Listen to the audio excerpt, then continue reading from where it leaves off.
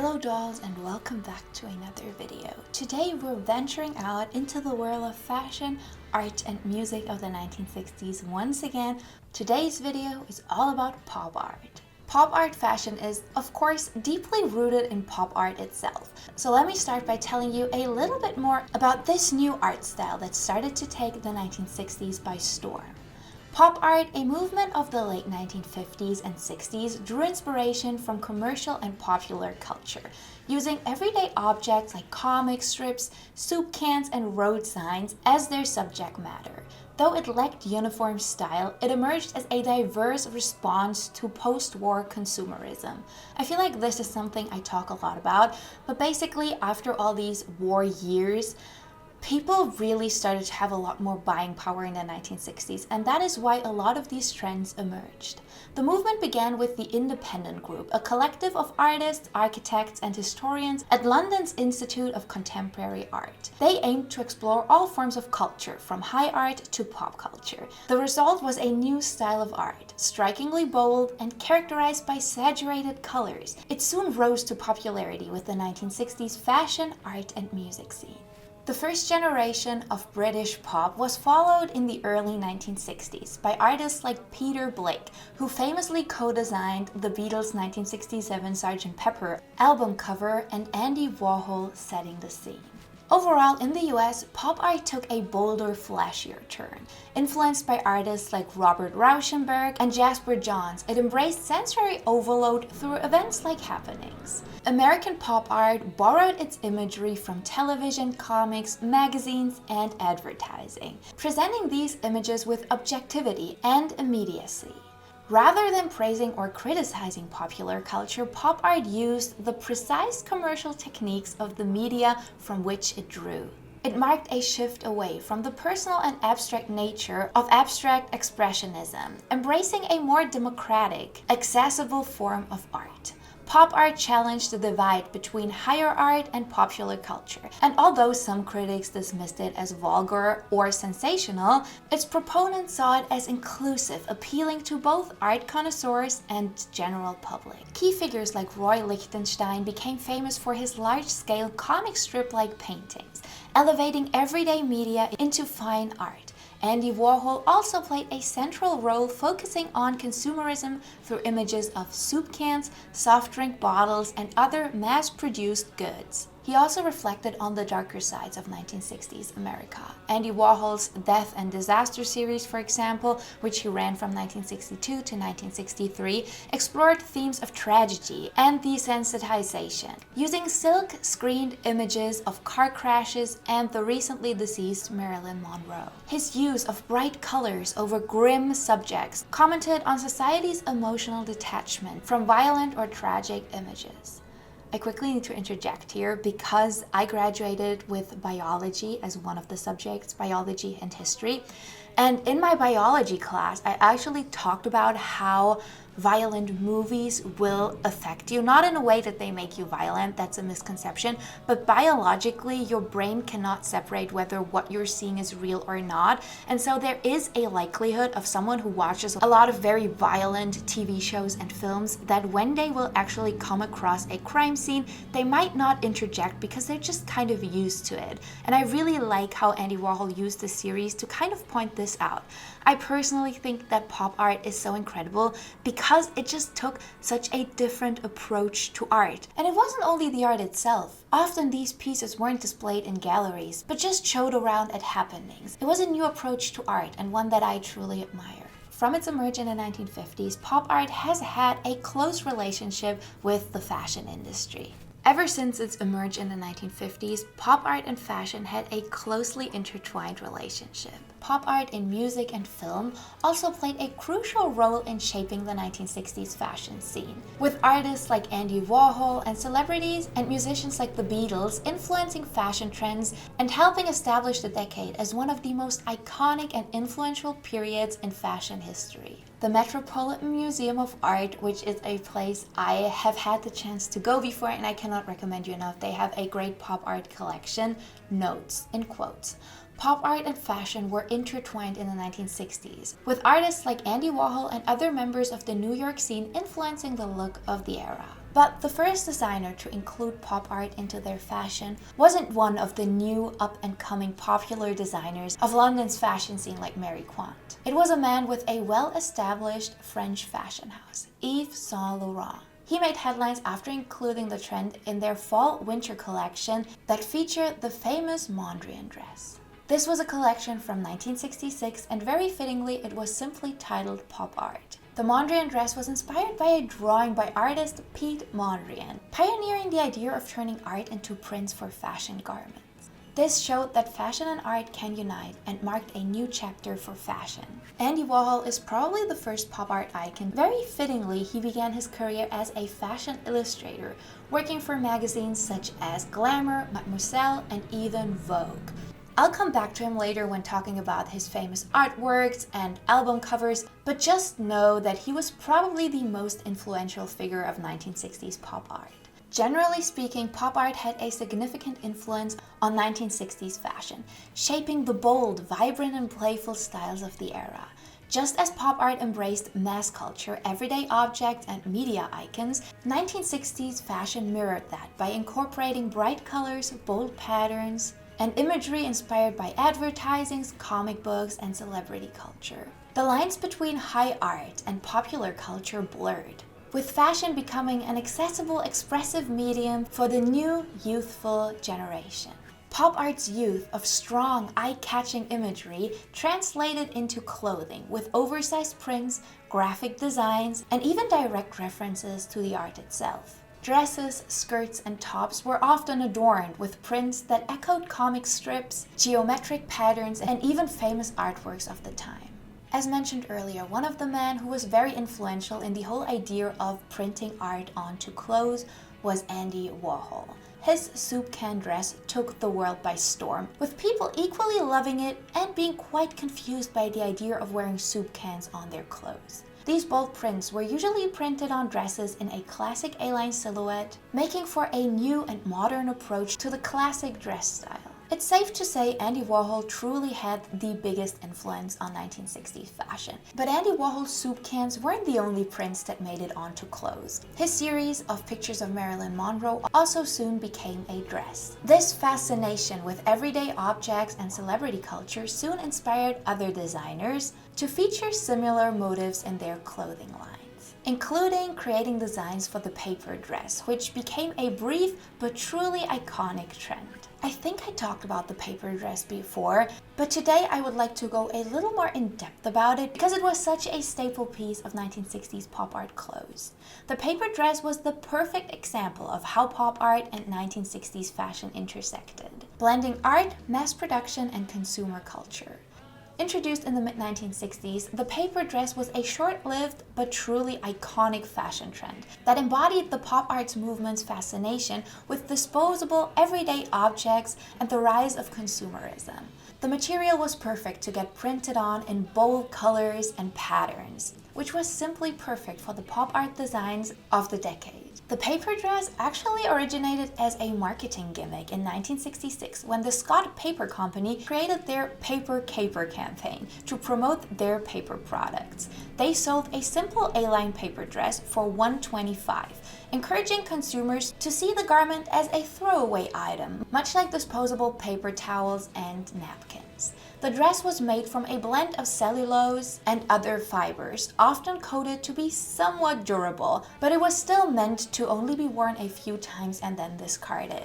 It's important to note here that paper dresses weren't really made to get washed, which I feel like is the reason why so many people also got rid of it soon.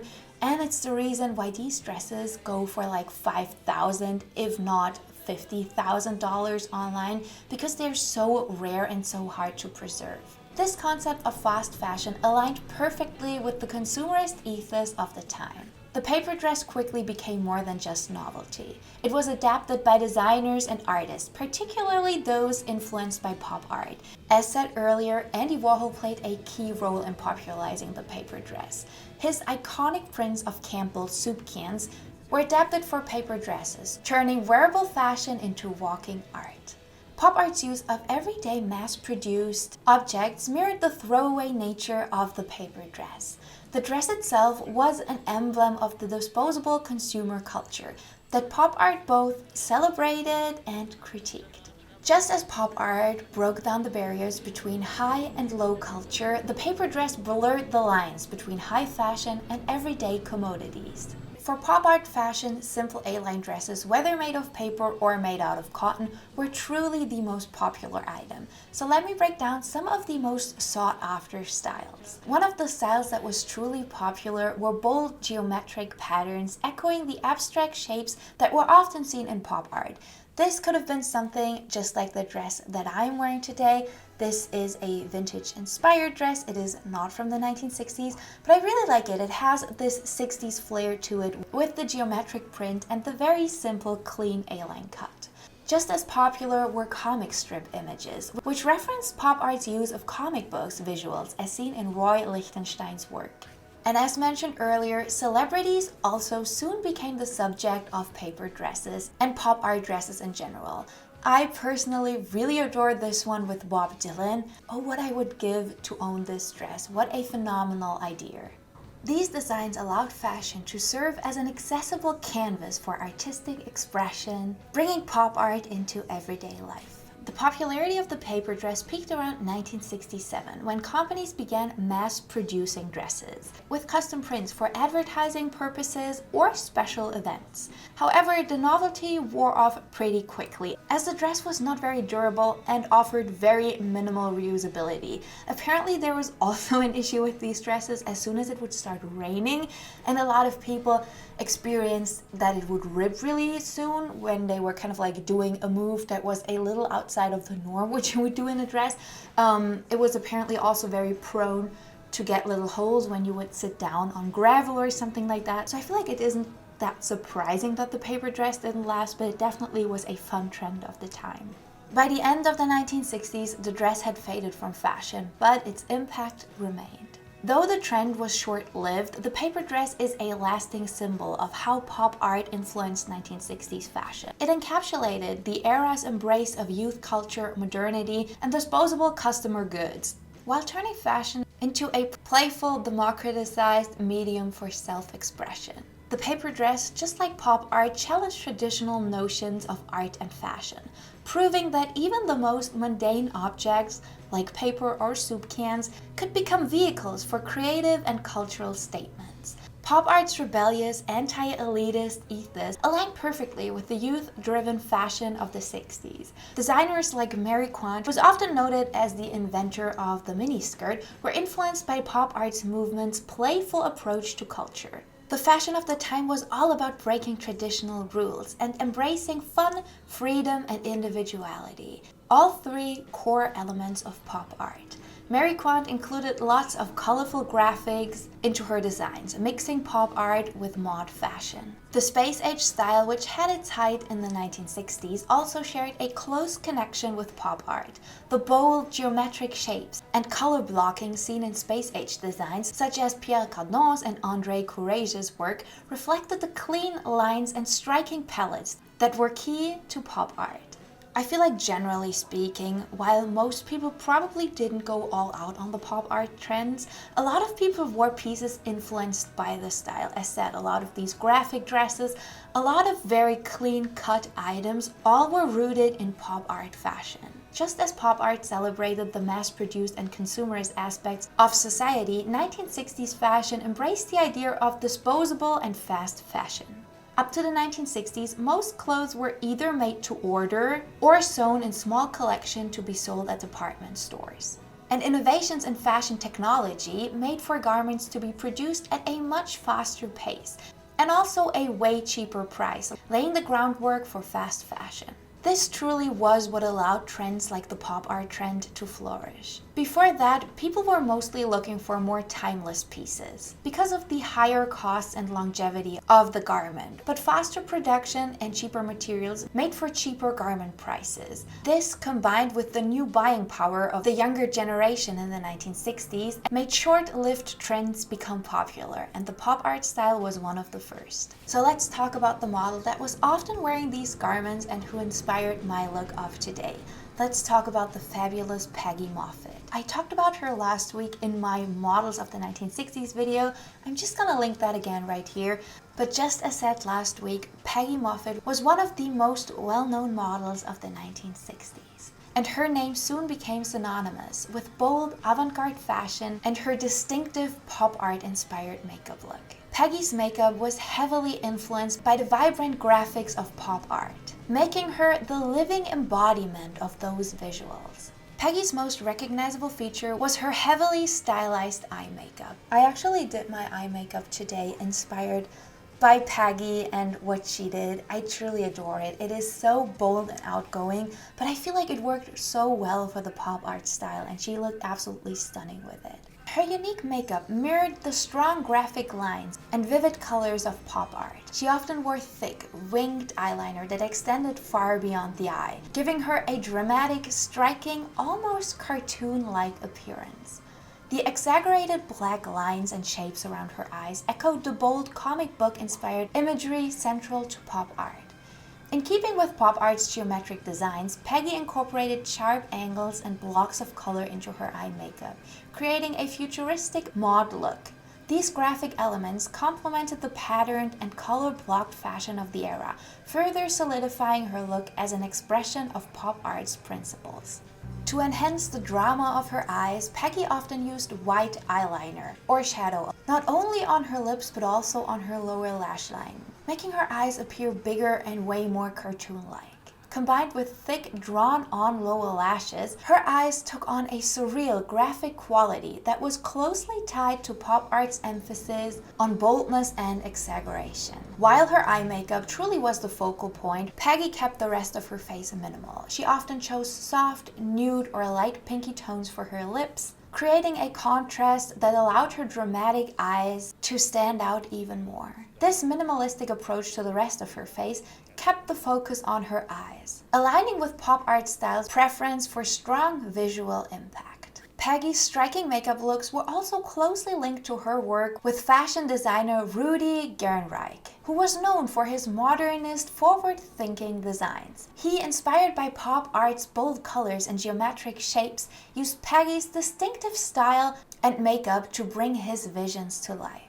Peggy's pop art-inspired makeup became an iconic symbol of 1960s avant-garde fashion, and it truly showed once again how pop art, as mundane as it was, soon made its entrance into high fashion and fine art of the decade. Just like pop art itself, Peggy's makeup transformed the face into a canvas for artistic expression, celebrating the fusion of fashion, art, and mass culture. So let's talk about the music. You all know I have a strong love for 1960s music. It was what made me originally fall in love with the 1960s, and pop art was so influential on the music too that I felt like this really belonged as part of this video. Because in the 1960s, pop art and music became deeply intertwined, as it both reflected the cultural shifts of the decades. Pop art, with its bold graphic celebration of consumerism and mass culture, resonated with the youthful, rebellious pop art spirit of the time. And this synergy was soon reflected in the music industry. From album covers to fashion and stage performances, the relationship between pop art and music helped shape the distinctive look of the era, especially within rock and pop music. Pop art's influence on 1960s music was perhaps most visible in album cover artwork, which became a key medium for artistic expression. Bold, colorful, and often ironic designs aligned with the pop art movement's rejection of traditional art and its embrace of mass-produced imagery. There are album covers who definitely take a more subtle spin on this, but I feel like the one album cover everyone thinks about is this one by The Who.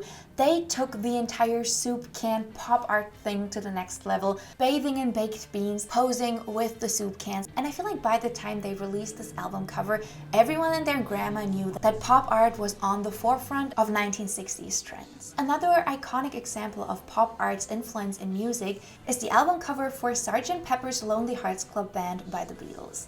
Designed in 1967 by pop artist Peter Blake and his wife Jen Hayworth, the cover featured a colorful collage of famous figures from pop culture, reflecting the playful, eclectic style of the pop art movement. The combination of high and low culture on the album cover mirrored pop art's celebration of everyday imagery as well as fine art. And of course, Andy Warhol left his mark here too. His famous banana design for The Velvet Underground and Nico's 1967 album became an emblem of pop art and music.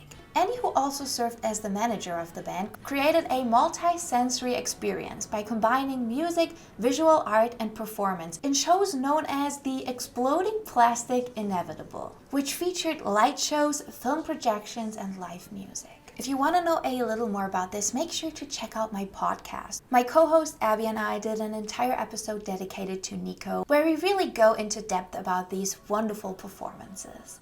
Pop art-inspired album covers became widespread through the 1960s, with artists like Roy Lichtenstein's comic book style art influencing music visuals.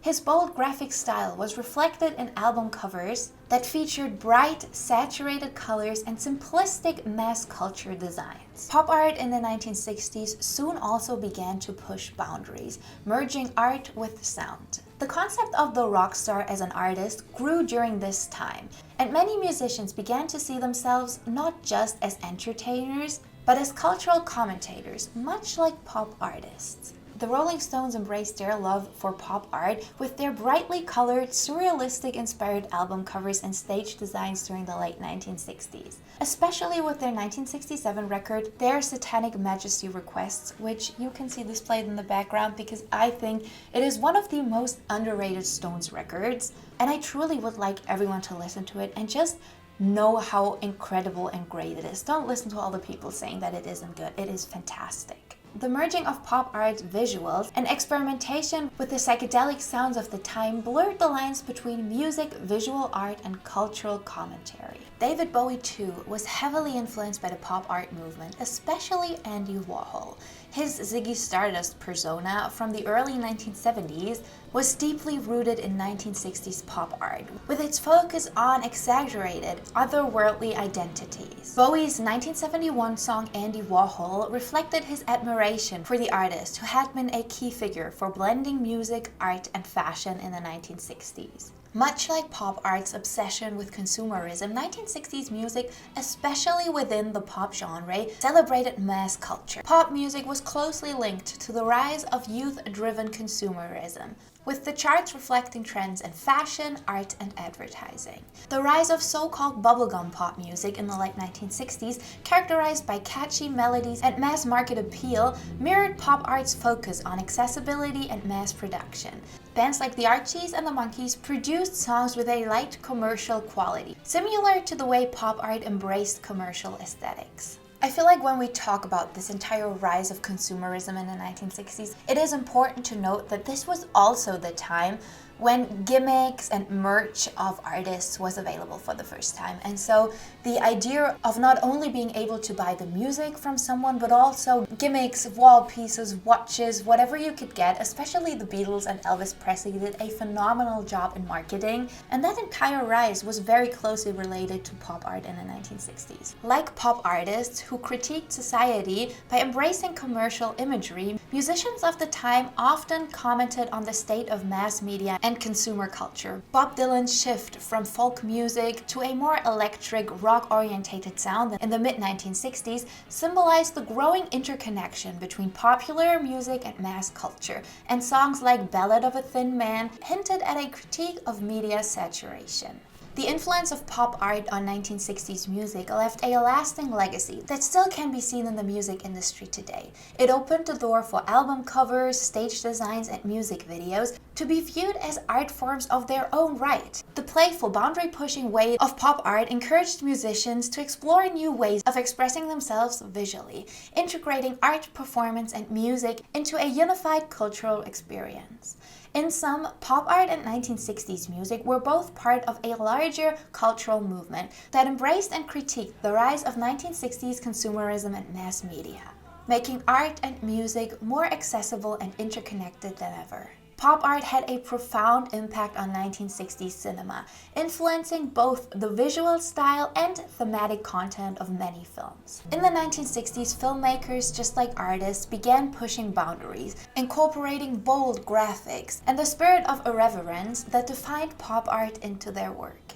Like the vivid, eye-popping colors of pop art, many films of the 1960s began to experiment with bright, saturated hues that echoed the aesthetics of the movement. Directors used striking color palettes to reflect the vibrancy of modern consumer culture, much like pop artists did in their work. The influence of comic books, advertisements, and mass media imagery was often evident in the visual designs of films, particularly in titles, set design, and costume designs. The 1968 cult classic Barbarella, starring Jane Fonda, is a quintessential example of pop art-inspired film styles, featuring futuristic, brightly colored sets and campy, larger-than-life visuals that mirrored the playful, exaggerated aesthetics of pop art. In a nod to the college techniques used by pop art artists like Richard Hamilton and Eduardo Paolizzi, 1960s filmmakers began incorporating montages and rapid cutting techniques to create dynamic, multi-layered visual experiences. This college-style filmmaking reflected the fragmentation of modern life and consumer culture, blending disparate elements together in a way that paralleled the mass production imagery of pop art. Films of the era often incorporated references to consumer products, advertising, and mass media, just like pop art did. These elements were not only used for aesthetic purposes, but also as a form of social commentary, questioning the dominance of consumerism in modern society. Pop art films often blurred the lines between high and low culture, much like the art movement itself, celebrating the everyday imagery of advertisements, celebrities, and consumer goods. Because we are talking so much about advertising right now, I would like to remind you of my Biba video. I'm just gonna link it here that I did a couple of weeks ago. Just because Biba was a very prominent shop in the 1960s and early 1970s, and they had this big Biba store where they sold pretty much everything, also food. And their food department had this very pop art design that I feel like really shows you how the pop art influence of the 1960s went on to every aspect of consumerism. Animated films like The Beatles' Yellow Submarine are clearly inspired by the pop art movement of the 1960s. With classic cartoon styles and vibrant colors, the film perfectly captures the 1960s pop art craze. And just like with every style of pop art, of course, Andy Warhol too played a significant role in bringing pop art into the cinemas. His 1966 film Chelsea Girl and 1964 film Empire embodied the minimalist, repetitive, and voyeuristic tendencies of pop art. Andy Warhol's filmmaking approach was very experimental and often challenged traditional narrative structures, favoring long, static shots and unscripted dialogue. His films reflected pop art's fascination with celebrity culture and the mundane aspects of modern life, often featuring members of his New York-based factory scene, like Edie Sedgwick, who became a symbol of pop art glamour. Edie also wore a lot of pop art styles, and her makeup definitely had a nod to Peggy Moffat's makeup. It wasn't as exaggerated as this is, but it definitely had some elements that Peggy used to. British director Richard Lester brought pop art aesthetics to mainstream cinema through his work with the Beatles. His films A Hard Day's Night from 1964 and Help from 1965 are filled with rapid editing, playful use of text and graphics, and irreverent, non-linear narratives that draw from the pop art movement's embrace of consumer culture and mass media. Like pop art, many 1960s films explored the cult of celebrities, consumerism, and mass media. That's also why the Beatles became such a big deal in the 1960s. The time was just right for it, as so many people were truly obsessed with celebrities. This preoccupation is particularly evident in Andy Warhol's films, which often featured real-life celebrities or superstars from his factory scene. His exploration of fame, artificiality, and voyeurism reflects pop art's critique of the media-saturated culture of the time. The fusion of pop art and fashion in the 1960s not only revolutionized the way people dressed, but also reflected a cultural shift towards embracing boldness, creativity, and mass media influences. Pop art's celebration of everyday objects and consumerism translated into playful, vibrant designs that challenged traditional fashion norms. From the eye-catching patterns to the influence of iconic artists like Andy Warhol, the era left an indelible mark on both the art world and the fashion industry. Even today, echoes of 1960s pop art fashion can be seen on runways or in streetwear. I actually just saw a couple of friends doing the Mondrian dress again, and I also was looking for the Campbell soup dress. I could only find one that went for like $30,000 at an auction. But I saw a lot of people bringing that back, so you can definitely get these styles again, because I feel like there is something so iconic about these pieces that they never really go out of fashion. So that is it for today's video. I truly hope you enjoyed it. I really love these videos where we talk about the 1960s in different areas of life. I love talking about music, fashion, cinema, all these amazing things, and I love that today's episode featured so much of the art scene of the 1960s. As always, I have a Pinterest board linked down below with all the pictures that I used for this video. I'm sure you might want to take a look at one or the other, so you can find that there. As always, I would love to know what you think about these trends. As said, Peggy Moffat is a big inspiration for me. I also tried to buy one of the soup can dresses, but as said, they're just out of budget. I actually then wanted to get fabric with the soup can print because I felt like it would have been the perfect look for this video, but it took a couple of months for this to come in, so I decided against it. But yeah, I would love to know what you think about pop art fashion of the 1960s. I truly hope you enjoyed this video. If you did, I would love you to give it a thumbs up and maybe even share it with a friend. It supports me, it supports the channel, and it would truly mean the world. I hope you have a beautiful day. Go out, enjoy the sunshine, take yourself some time to focus on you and your mental health today, and I will catch you in the next video. Bye, dolls!